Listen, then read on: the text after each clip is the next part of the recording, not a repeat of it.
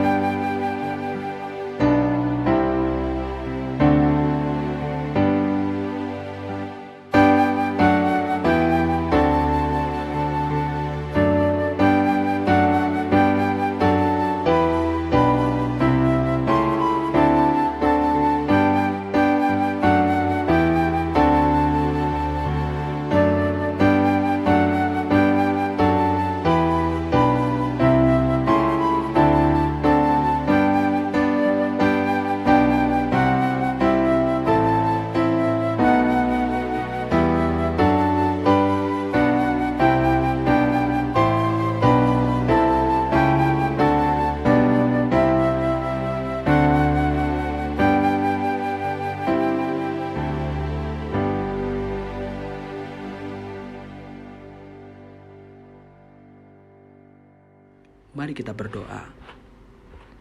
Tuhan Yesus Kristus, Juru Selamat kami yang hidup, tibalah saatnya bagi kami untuk membaca dan mendengarkan firman-Mu. Berikanlah hikmat-Mu kepada kami, agar kami mengerti apa yang menjadi kehendak-Mu itu. Inilah kami anak-anak-Mu, kami siap menyambut firman-Mu. Di dalam nama Tuhan Yesus kami berdoa. Amin. Lukas 16 ayat 10 sampai 13.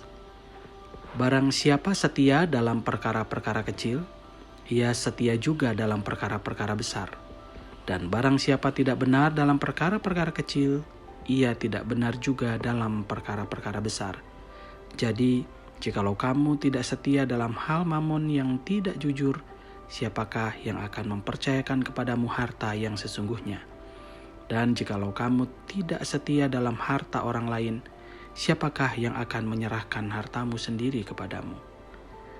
Seorang hamba tidak dapat mengabdi kepada dua tuan, karena jika demikian, Ia akan membenci yang seorang dan mengasihi yang lain. Atau ia akan setia kepada yang seorang dan tidak mengindahkan yang lain. Kamu tidak dapat mengabdi kepada Allah dan kepada Mammon. Demikianlah pembacaan firman Tuhan. Diberkatilah kita yang membaca, merenungkan, dan melakukan firman Tuhan di sepanjang kehidupan kita setiap hari. Haleluya. Saudara terkasih, dalam Indeks Persepsi Korupsi tahun 2020 yang diterbitkan oleh Transparency International, lembaga non-profit yang bertujuan memerangi korupsi di dunia, negara Indonesia berada pada peringkat ke-102 dari 180 negara dengan skor 37. Dengan skor tersebut, Indonesia termasuk dalam jajaran negara-negara yang dianggap korup. Sekalipun indeks persepsi korupsi ini masih pro dan kontra, mengingat korupsi adalah tindakan tersembunyi dan banyak yang tidak terungkap, penelitian ini sedikit memberikan gambaran kasar bahwa Indonesia termasuk negara yang cukup korup. Kita bisa lihat bersama bagaimana Komisi Pemberantasan Korupsi atau KPK melakukan banyak penangkapan terhadap pejabat yang menjadi tersangka korupsi. Pada tahun 2020 misalnya, terjadi penangkapan terhadap Menteri Kelautan dan Perikanan beserta beberapa orang staf yang diduga menerima suap dalam penetapan izin penjualan benih lobster. Di tahun yang sama, ketika masyarakat sedang bergumul dengan pandemi COVID-19, Menteri Sosial ditangkap dengan tuduhan penggelapan dana bantuan COVID-19 untuk masyarakat. Dana yang seharusnya diberikan untuk membantu masyarakat yang terdampak pandemi COVID-19 digelapkan oleh seorang pejabat negara untuk kepentingannya sendiri. Maraknya tindak korupsi para pejabat negara ini memicu wacana hukum pemiskinan para koruptor. Dari dua contoh ini, kita bisa melihat bahwa yang menjadi tersangka korupsi adalah mereka yang memiliki jabatan di pemerintahan. Mereka sebenarnya diberikan kepercayaan oleh rakyat untuk mengupayakan kesejahteraan rakyat, tetapi malah menggunakan kekuasaan itu untuk menguntungkan dirinya sendiri. Saudara terkasih, berbicara tentang penyalahgunaan kekuasaan dengan melakukan korupsi sudah pernah juga terjadi di zaman Amos. Pada saat itu golongan elit bangsa Israel banyak memberikan pinjaman kepada para pengusaha lahan. Pinjaman ini nampak baik, tetapi di balik pinjaman itu mereka memeras orang miskin yang tidak mampu melunasi pinjamannya, sehingga mereka terpaksa menjadi budak golongan elit itu untuk melunasi hutang mereka. Seperti para penyedia layanan pinjaman online, atau pinjol yang melipat gandakan bunga ketika para pelanggannya terlambat melunasi. Si pelanggan akan terus terikat untuk membayar hutang, sekalipun hutangnya mungkin sudah lunas. Bukan hanya golongan-golongan elit saja yang bertindak seperti lintah darat di zaman Nabi Amos. Para pedagang juga memiliki mentalitas korup.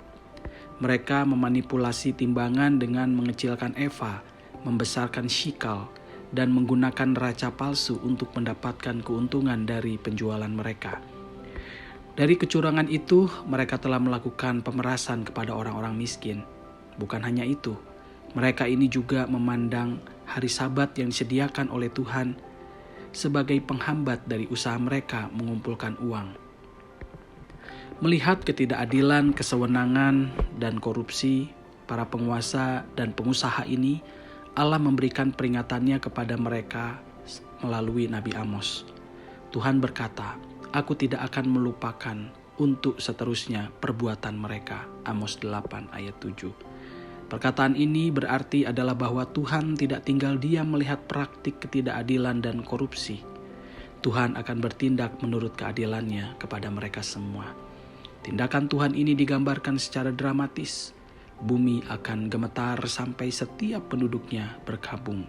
Tindakan Tuhan ini akan nyata seperti sungai Nil yang menghanyutkan bala tentara Mesir. Di dalam Injil Lukas 16 ayat 1-13, yaitu di dalam perumpamaan yang Yesus sampaikan kepada murid-murid, kita melihat ada seorang yang mengemban jabatan sebagai bendahara dari seorang kaya. Sebagai bendahara, dia dituduh telah melakukan korup kepada tuannya. Ia menghambur-hamburkan uang milik tuannya. Kata menghamburkan di dalam teks ini diterjemahkan dari kata Yunani diaskorpizo yang dapat diterjemahkan menghamburkan, memboroskan, menyia-nyiakan, atau menebarkan ke berbagai penjuru. Dari terjemahan tersebut, kata menghamburkan bisa dipahami sebagai kegagalan mengatur keuangan secara efisien. Misalnya dalam satu ruangan, sang tuan hanya membutuhkan 4 pelita untuk menerangi seluruh ruangan. Tetapi bendahara ini malah membeli 20 pelita. Sisa pelita itu menjadi terbuang percuma dan hanya menghamburkan keuangan sang tuan saja. Selain kegagalan mengatur keuangan secara efisien, kata menghamburkan juga bisa dipahami sebagai foya-foya, yaitu suatu tindakan menggunakan uang sang tuan untuk kepentingan pribadinya. Misalnya, bendahara itu membeli jubah mewah dengan harga fantastis dari uang milik tuannya. Perbuatan korupsi bendahara ini ternyata tercium oleh tuannya. Ia telah berlaku tidak jujur kepada tuannya. Tuannya berencana untuk memecatnya. Si bendahara ini menimbang bahwa jika ia sudah resmi dipecat, tidak mungkin baginya untuk mencari nafkah dengan melakukan pekerjaan-pekerjaan kasar. Selama ini ia bekerja dengan otaknya atau kepalanya, bukan dengan tangannya atau pekerjaan-pekerjaan fisik. Jika ia harus mencari nafkah dengan mengemis, itu akan membuatnya malu karena masyarakat melihatnya sebagai seseorang yang terpandang. Setelah menimbang, ia menemukan solusi dari masalah yang akan menimpanya.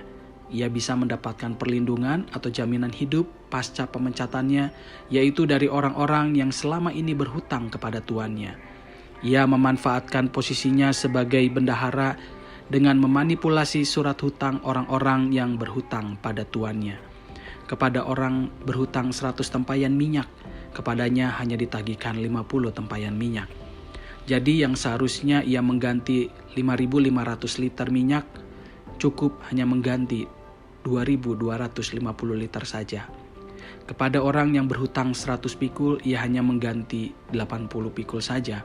Sekalipun nampak berbeda potongannya, yang satu 50% dan yang lain 20%, sebenarnya nilai potongan masing-masing orang ini sama besarnya, yaitu sebesar 600 dinar. Untuk mendapatkan 600 dinar, seseorang mesti bekerja selama 600 hari atau sekitar hampir 2 tahun.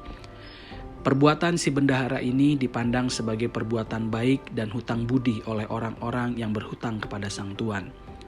Hutang budi inilah yang dijadikan oleh si bendahara sebagai jaminannya saat ia dipecat oleh tuannya nanti. Yang mengherankan dari kisah ini adalah sang tuan malah memuji tindakan bendahara itu.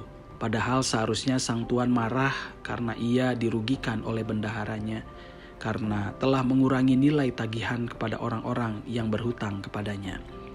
Saudara terkasih, kita tidak melihat kemarahan sang tuan karena sebenarnya sang tuan tidak mengalami kerugian sedikit pun. Dalam kehidupan masyarakat saat itu, para pemungut cukai dan para bendahara orang-orang kaya seringkali menagih uang dengan jumlah yang lebih besar dari yang seharusnya dibayarkan kepada mereka. Dari uang lebih itulah para pemungut cukai dan para bendahara ini memperoleh keuntungan, di samping gaji yang mereka dapatkan. Potongan hutang yang diberikan oleh si bendahara kepada orang-orang yang berhutang kepada tuannya sebenarnya adalah potongan dari uang lebih yang ditagihkan kepada mereka. Si bendahara ini meniadakan uang lebih yang ditagihkan kepada mereka dan mengubahnya menjadi investasi berupa hutang budi. Melihat taktik si bendahara ini, sang tuan memuji kecerdikannya. Si bendahara bisa memanfaatkan kuasa dan wewenang yang dimilikinya untuk memperoleh rasa aman dan jaminan melalui hutang budi. Melalui perumpamaan ini, Yesus hendak berkata, jika anak-anak di dunia saja bisa memanfaatkan kesempatan yang mereka miliki dengan cerdik untuk mencapai tujuan mereka sendiri, demikianlah anak-anak terang.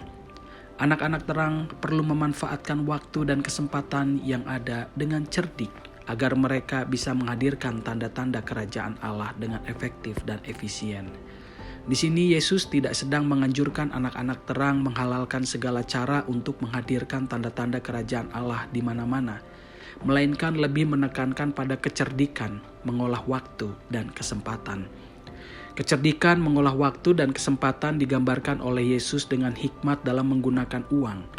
Yesus menyebutnya mamon yang tidak jujur. Kita bisa memulainya dengan mengikat persahabatan dengan banyak orang menggunakan uang. Bukan dalam pengertian yang negatif, misalnya suap, melainkan dalam pengertian yang positif. Contohnya begini, dengan uang yang kita miliki, kita bisa menjalin persahabatan dengan tetangga kita dengan membawakannya oleh-oleh saat pulang rekreasi.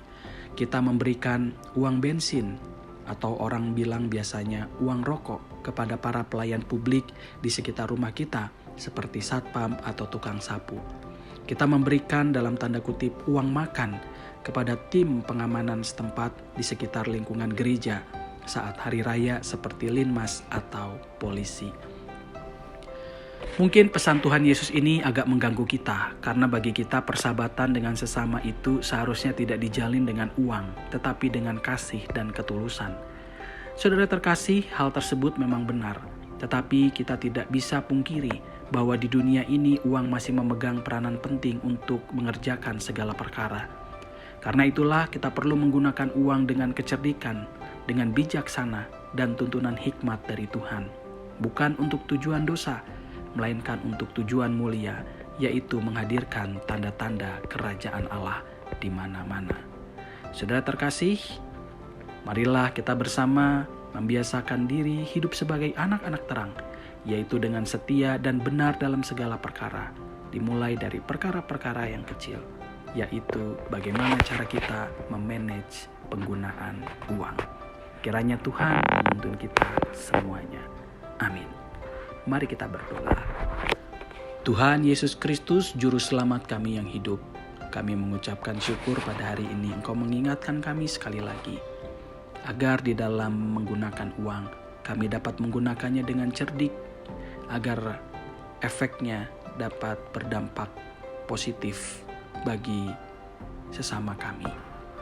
Kami tahu Tuhan, bahwa selalu saja muncul kecenderungan-kecenderungan untuk kami dapat takluk oleh ketamakan kami, oleh keserakahan kami akan uang. Tapi jangan biarkan kami jatuh pada keserakahan itu, sehingga kami diperbudak oleh uang itu. Melainkan sebaliknya, dengan hikmat dari Tuhan, kami dapat menggunakan keuangan itu dengan lebih bijaksana, dengan hikmat, sehingga dampaknya akan memberikan damai sejahtera bagi kehidupan persekutuan. Tuhan Yesus Kristus, kami bersyukur untuk perlindungan-Mu selama istirahat kami malam tadi, sehingga kami dapat bangun pagi hari dan memulai aktivitas kami. Pimpin dan sertailah kami Tuhan, agar apa yang kami kerjakan seturut dengan pekerjaan tangan Tuhan, kemana kami melangkah, kami mengikuti langkah kaki Tuhan. Dan apa yang kami katakan, kami ucapkan memberkati sesama kami. Jauhkanlah kami dari segala mara bahaya, dari sakit penyakit, agar tubuh kami senantiasa sehat. Kami aman dan dilindungi oleh Tuhan dimanapun kami berada. Ketika kami pada pagi hari ini sedang mengalami kelemahan tubuh, atau masih berjuang untuk melawan sakit penyakit kami yakin dan percaya kuasa Tuhan melampaui akal dan pikiran akan memberikan kekuatan kepada kami untuk tetap mengandalkan Tuhan dan tidak menyerah pada sakit penyakit ini. Tuhan Yesus Kristus, kami yakin bahwa Engkau juga yang akan mencukupkan segala kebutuhan kami, agar ketika kami menjalani hari-hari ini, kami tidak kekurangan, dan kami bisa melalui hari ini dengan baik, karena Tuhan selalu melindungi dan menyertai kami. Terima kasih Tuhan untuk kebaikan-Mu. Kami percayakan perjalanan kami hari ini dan seterusnya sampai selama-lamanya hanya di dalam tangan Tuhan dan pelindungan Tuhan saja. Inilah doa yang kami panjatkan hanya di dalam nama Tuhan Yesus Kristus, Juru Selamat kami yang hidup. Amin.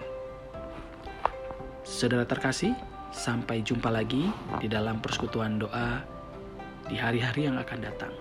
Tuhan Yesus memberkati.